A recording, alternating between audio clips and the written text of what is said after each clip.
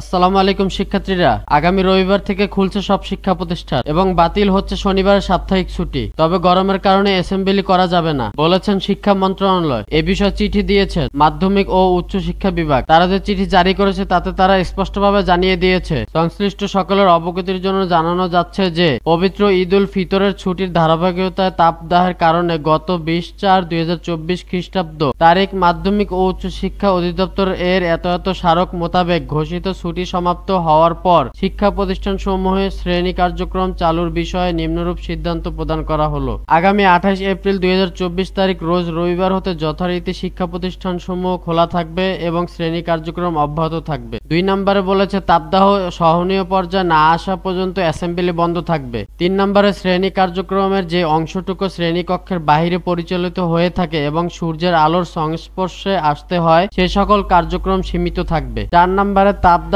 এবং অন্যান্য কারণে শ্রেণী কার্যক্রম বন্ধ থাকার ফলে যে শিখন ঘাটতি তৈরি হয়েছে তা পূরণ এবং নতুন শিক্ষাক্রম অনুযায়ী শিক্ষণফল অর্জনের জন্য পরবর্তী নির্দেশনা না দেওয়া পর্যন্ত শনিবারও শ্রেণী কার্যক্রম চলবে। শিক্ষার্থীরা, তার মানে কি তোমরা বুঝতে পেরেছো? অবশ্যই তোমাদের এখন থেকে আর শনিবার বাসা থাকতে হবে না। আগে শনিবার স্কুল কলেজ বন্ধ থাকলেও এখন থেকে নিয়মিত স্কুল কলেজে আসতে হবে। তো ধন্যবাদ সকলকে, আজকে এ পর্যন্তই। সবাই ভালো থাকো, আল্লাহ হাফেজ।